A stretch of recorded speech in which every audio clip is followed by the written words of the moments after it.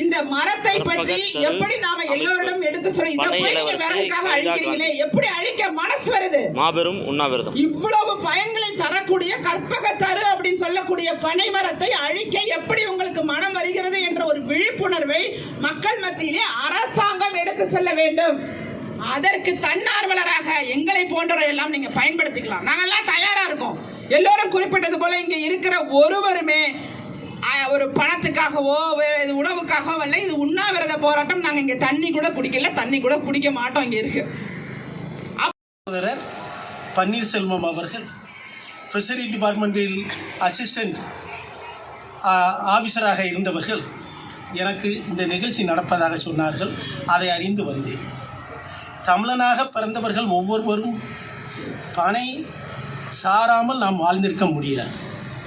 பிறந்த குழந்தை ஒவ்வொன்றும் பனையை பார்க்காமலும் இருக்க முடியாது. தமிழகத்திலே பனையின் பயனை அனுபவிக்காமல் இருக்க முடியாது. பதநீர் சிறு குழந்தையிலே அது தாய்ப்பாலுக்கு ஈடானது. பதநீர் ஒரு மரத்திலிருந்து 48 நாட்கள் ஒரு மண்டலம் தொடர்ச்சியாக சாப்பிட்டார். இந்த நிகழ்ச்சியை துவக்கி வைத்தாரே அன்பு சகோதரர் ஜாக்குவார் தங்கம் போல இரும்பு மனிதராக நாம் வாழ முடியும் என்பது வரலாற்று உண்மை. இதை அறியாதவர்கள் இல்லை.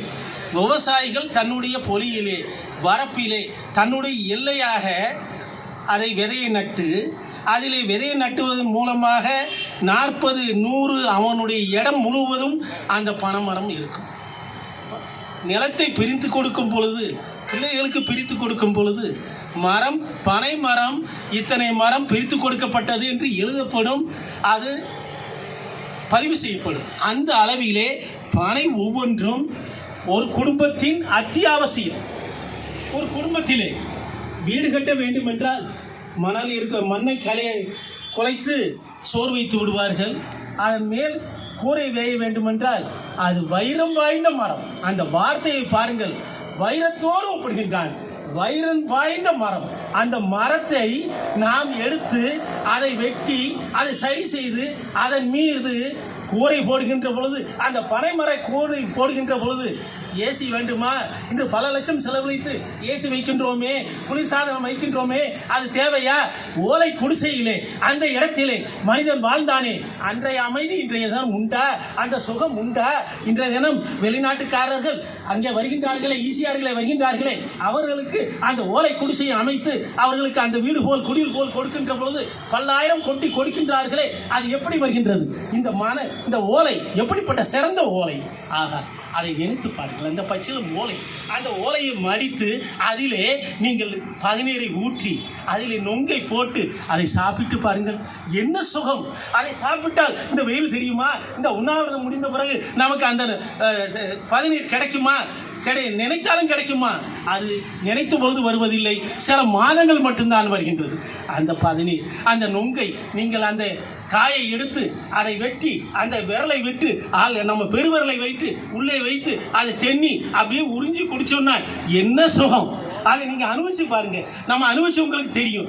அந்த சுகம் வேறு எந்த உணவிலாவது கிடைக்குமா? பாருங்கள், அதில் 3 கண், அது இளம் நொங்காக இருந்தால் ஆகா ஆகா, அதை சாப்பிட்டு ரசித்தால் தான் தெரியும்.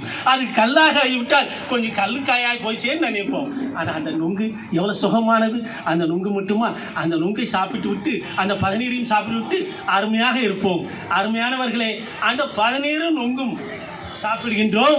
ஆனால் அந்த பதநீரை அதிலேயே விட்டு வைத்தால் அதை காய்ச்சி கருப்பட்டியாக வருகின்ற பொழுது அந்த கருப்பட்டி எப்படி இருக்கும் தெரியுமா?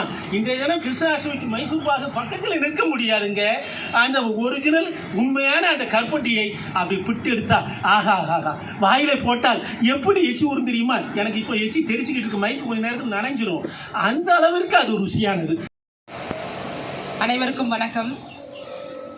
அதாவது உண்மையான போராளி அப்படின்னு நம்ம வரையறை செய்யணும்னா அந்த போராளியாக என்னுடைய அருமை சகோதரி கவிதா காந்தி அவர்களை நான் சொல்லுவேன்.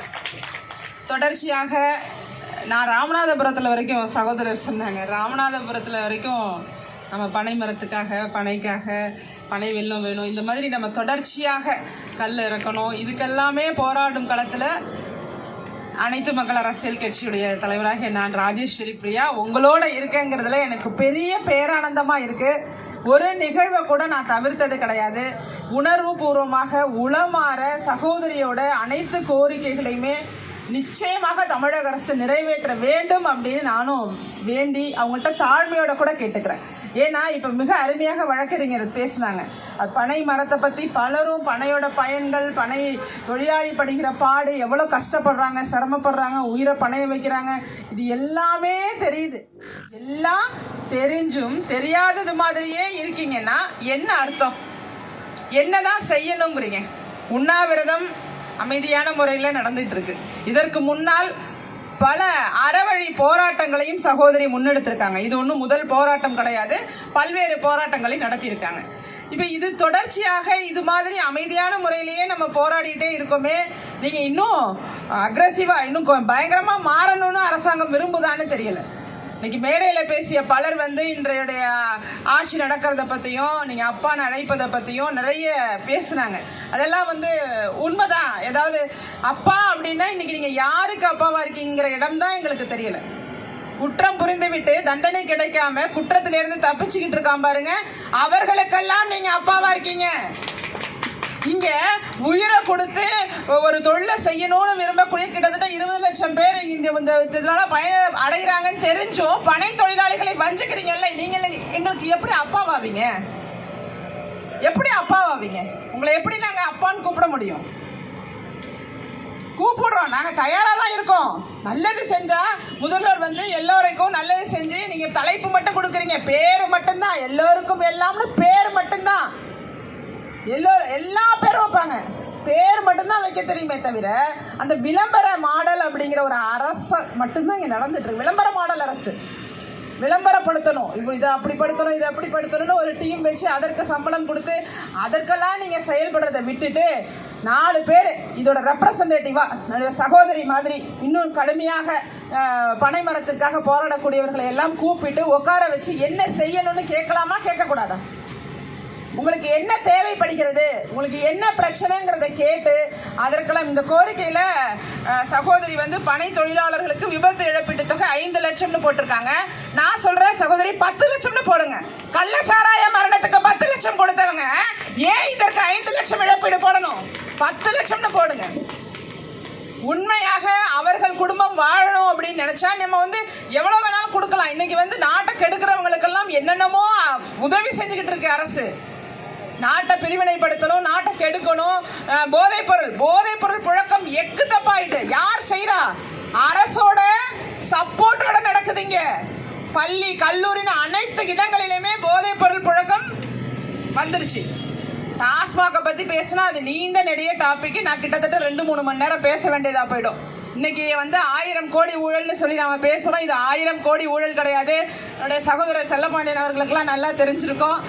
மது அப்படிங்கிறதுனால தான் இன்னைக்கு இவங்க ஆட்சிக்கு வரவே முடியுது. இது கிட்டத்தட்ட 5000 கோடியை தாண்டிய கள்ள வருமானம் ஈட்டக்கூடிய ஒரு துறையாகத்தான் இந்த டாஸ்மாக் இருந்துகிட்டு இருக்கு.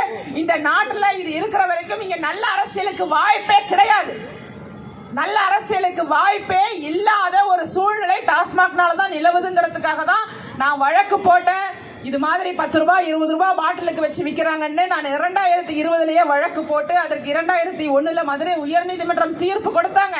பாயிண்ட் ஆஃப் சேல் மெத்தட் வைங்க, எல்லாத்துக்கும் ரசீது கொடுங்க. இதுல பல அர்த்தம் இருக்கு. ஏன்னா அங்க போலி மது விற்பனை செய்யப்பட்டுடும்.